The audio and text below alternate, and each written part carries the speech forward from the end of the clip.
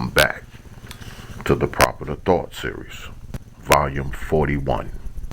Today's subject, breaking news, cops, courts, and convictions. Let us open our minds. Open your mind. Open your mind.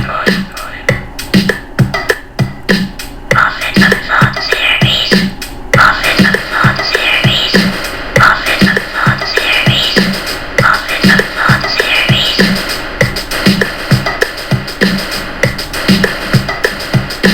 Open your mind.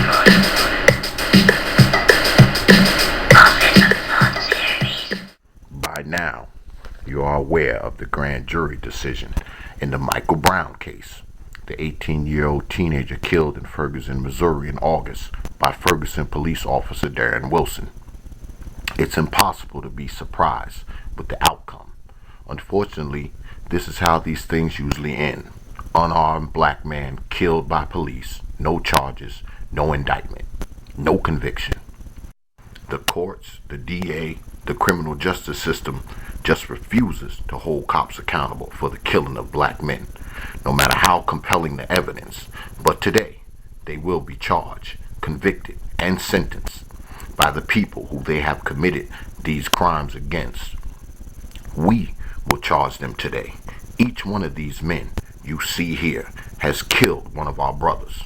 All but one are police officers, past and present. So let's bring these defendants before the court. First, we have Anthony Vasquez, shot and killed Patrick Dorsman after he initiated a confrontation with Dorsman on a city street, trying to make a drug bust on a person who had nothing to do with drugs. Second, we have Edward McMillan, Sean Carroll, Keith Boss, and Richard Murphy, shot and killed Amadou Diallo right in front of his doorway, shot 41 times, allegedly for reaching for a gun that turned out to be just a wallet. We have Michael Oliver, guest card is Nora, Mark Cooper, shot and killed Sean Bell outside of his bachelor party. He too was shot multiple times. As usual, the mere thought of a gun being present was given as the reason for this brutal killing of an unarmed black man the night before his wedding. We also have Sergeant Murad, Jovenel Cordova, shot and killed Kamani Gray, a 16-year-old killed in New York City, like the other names mentioned in this case, because those of us from New York already know that NYPD usually stands for numerous young people dead. Same story here. A suspected gun was given as the explanation for the killing of this child. But New York is not alone. From Florida, we have before us George Zimmerman, not a cop, but wishes he was, and thinks he is. Zimmerman, a name that is fresh in our minds still, shot and killed 16-year-old Trayvon Martin after an alleged scuffle that left him battered and bruised supposedly. So he had no choice but to kill the kid.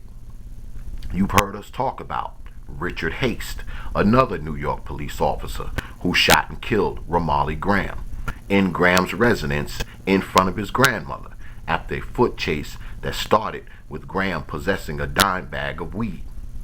Also before the court is Danielle Pantaleo, who preferred not to use his service revolver but instead choked Eric Garner to death on a busy street in broad daylight for selling untaxed cigarettes. Garner's death has been ruled a homicide, but Officer Pantaleo has not been charged as of the date of this taping. No surprise there. Rounding up our defendants list are the LAPD's Shelton Wampler and Antonio Villegas, shot and killed Ezel Ford on an LA street after an alleged scuffle with Ford. Ezel Ford, who many say was mentally challenged, had to be killed according to the LAPD because he attacked the officers.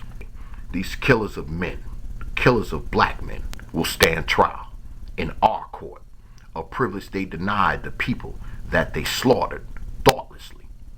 Just because they thought they were above the law, we will show them different. Court is in session. We have seen and heard all of the evidence against them. We will take into consideration that it isn't as easy to kill an innocent unarmed black man as it was 10, 20, 30 years ago. It gets more pressed than ever before, so it has caused law enforcement to change their tactics in order to ensure there will be no charges brought against officers. They have more inventive processes going on now, like planting guns, feigning injuries, inventing evidence, claiming the black man was armed or they thought he was armed, and of course the old standby, I feared for my life. However, these so-called mitigating factors are rejected by this court. The case has already been sent to a jury, and they are ready to announce their verdict. What say you, jury, in the case of our people against Anthony Vasquez? How do you find? Guilty. In the case of our people against Edward McMillan, Sean Carroll, Kenneth Boss, Richard Murphy, how do you find? Guilty. In the case of our people against Gaspar Enora, Michael Oliver, Mark Cooper, how do you find? Guilty. In the case of Sergeant Murad and Officer Cordova, how do you find? Guilty. In the case of our people versus George Zimmerman, how do you find? Guilty. In the case of our people against Officer Richard Haste, how do you find? Guilty. In the case of our people against Daniel Pantalea, how do you find? Guilty. In the case of our people against the LAPD, Shelton Wampler and Antonio Villegas, how do you find? Guilty. And last but not least, by any stretch of the imagination, we have the most prolific case of our time before us.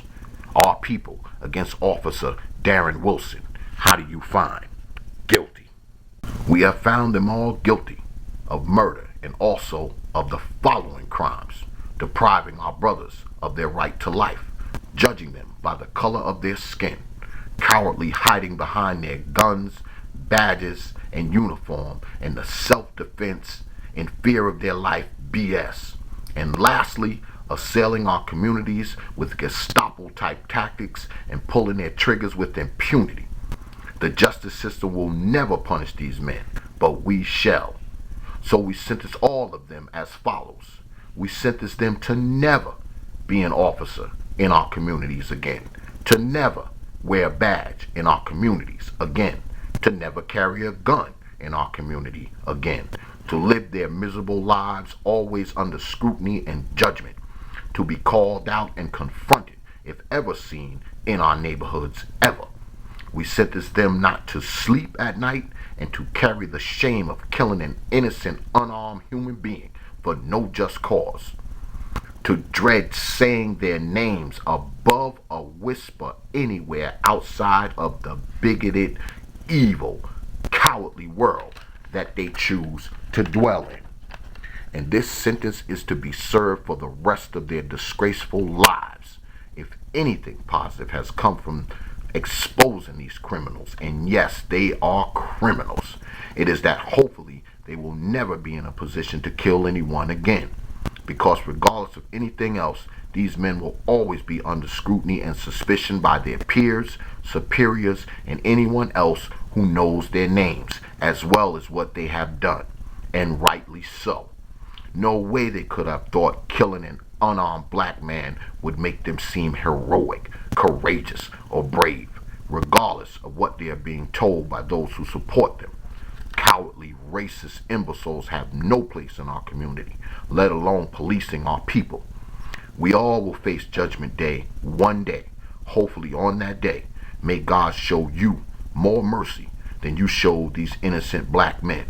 And as for the Rudy Giuliani's and the Bob McCulloughs of the world, we also find you guilty of being accessories after the fact because of your complicity in these murders. And with that, this court is adjourned.